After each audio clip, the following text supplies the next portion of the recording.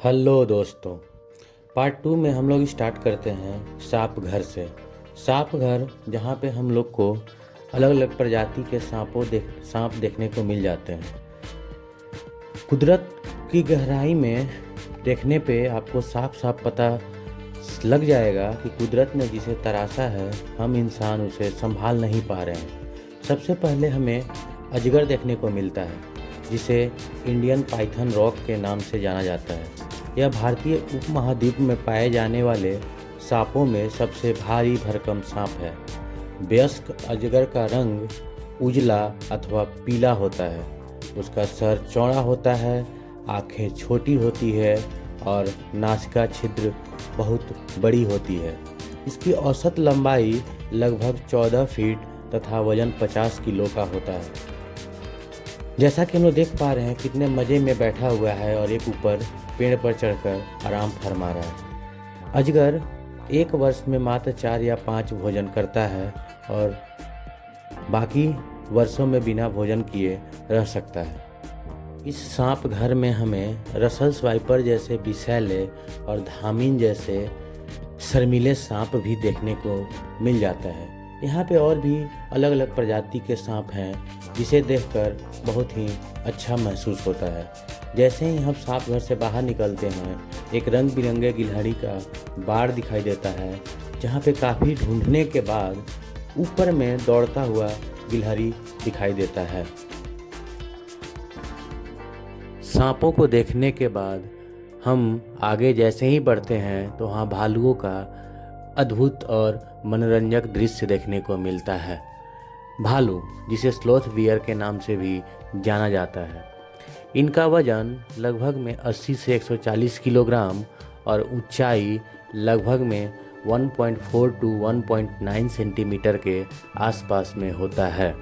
इसका जीवन काल लगभग में 30 वर्ष का होता है। ये अपने आहार में शहद, कीड़े मकोड़े, फल फूल, दीमक इत्यादि खाते हैं। ये भारत, उत्तरी श्रीलंका और नेपाल एवं असम में हिमालय तक फैले हुए दिखाई दे सकते हैं। प्रायः इनकी छाती पर सफ़ेद वी आकार की पट्टी होती है। इनके शरीर पर बाल लंबे व घने होते हैं।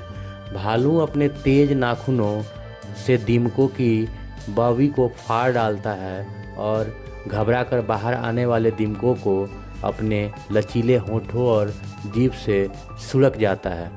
ये देखिए भालू का क्या खूबसूरत नज़ारा देखने को मिल रहा है।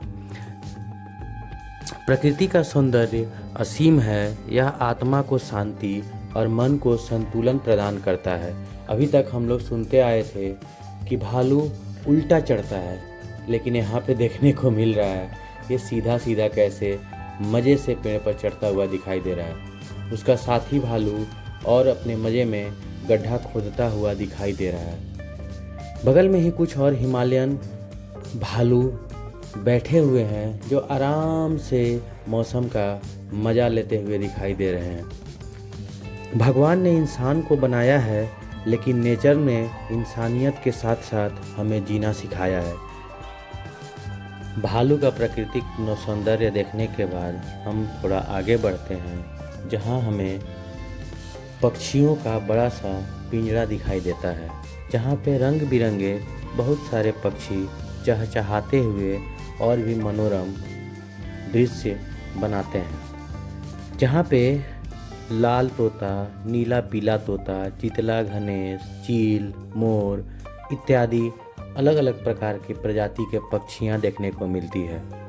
लाल तोता जिसका बॉडी लेंथ लगभग में 90 सेंटीमीटर और जिसका वजन लगभग में 1 किलो का होता है, यह लगभग में 90 साल तक जिंदा रह सकता है। यह साउदर्न मैक्सिको से लेकर पेरू और बोलीविया और ब्राज़ील में पाया जाने वाला पक्षी है। उसके बाद हम लोग नीला पीला तोता को देखते हैं, जिसका लंबाई लगभग में 76 से लेकर 86 सेंटीमीटर तक का होता है। इसका भी वजन लगभग में 900 से लेकर 1.5 केजी तक का होता है। इसका लाइफ स्पैन भी लगभग में 100 सालों का होता है। यह कोलंबिया, वेनेजुएला और ब्राज़ील में पाए जाने वाला पक्षी है। उसके बाद हम लोग चित्रा घनेश को देखते हैं।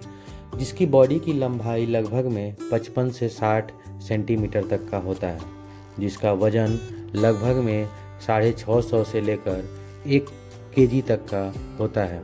यह 20 वर्षों तक जिंदा रह सकता है। यह इंडियन सब कॉन्टिनेंट और साउदर्न सब कॉन्टिनेंट में पाया जाने वाला पक्षी है। उसके बाद चील को देखते हैं, जिसका लंबाई लगभग में 58 से लेकर 66 सेंटीमीटर तक का होता है और जिसका वजन लगभग में 750 ग्राम का होता है। यह 22 वर्षों तक जिंदा रह सकता है। यह यूरोप, एशिया, अफ्रीका और ऑस्ट्रेलिया कॉन्टिनेंट में पाए जाने वाला पक्षी है। उसके बाद हम मोर के डांस को देखते हैं, जो इस समय और भी मनोरम दिखाई देता है, जैसे मानो वह हम सबके स्वागत में नाच रहा हो और हम सबको अपना कर्तव्य दिखा रहा हो। इसे देखकर बहुत ही मनोरम और बहुत ही खूबसूरत नज़ारा देखने को मिलता है। बाहर का रंग रूप अंतर्मन के हाल को थोड़ी न दर्शाता होगा। मोर को देखकर कौन कह सकता है कि वह सांप को भी खाता होगा। जिस तरह से हम इंसान आज कल अपने बाहरी दिखावे में रहकर अपने अंतर्मन को जागरूक नहीं करते हैं। हम जो होते हैं वो दिखाते नहीं और जो होते हैं वो दिखाते नहीं। ठीक वैसे ही जैसे मोर जो खाता तो सांप है, लेकिन इसे देखकर एक मनोरम दृश्य नज़र आता है। यह कितना खूबसूरती से नाच रहा है, कितना खूबसूरती से डांस कर रहा है। यहाँ पे बहुत सारे लोगों को अपनी तरफ वो आकर्षित कर चुका है और लोग यहाँ पर बहुत ही ज़्यादा भीड़ लगा चुके हैं। बच्चे जो इसे देखकर खूब हंस रहे हैं, खूब मज़े ले रहे हैं। साथ में बच्चे हो, बुजुर्ग हो, चाहे कोई भी हो, इस दृश्य को देखकर हर्षोल्लासित हो जाते हैं। हमें इसे देखकर एक यही पता चलता है कि प्रकृति कभी कभी अपनी दी हुई वस्तुओं पर अहंकार तो नहीं करती है, लेकिन उपयोग करने पर हमें सबक जरूर सिखाती है। लोग कहते हैं मोर नाचते हुए भी रोता है और हंस मरते हुए भी गाता है। ये ज़िंदगी का फंडा है कि दुख वाली रात नींद नहीं आती और खुशी वाली रात कौन सोता है। यह प्रकृति का ही देन है, जो हमें इस खूबसूरत सीख के साथ हम सबको एक सिखाता है कि हमें अपनी ज़िंदगी को हर घड़ी मज़े में जीना चाहिए और प्रकृति के साथ प्रेम करते रहना चाहिए।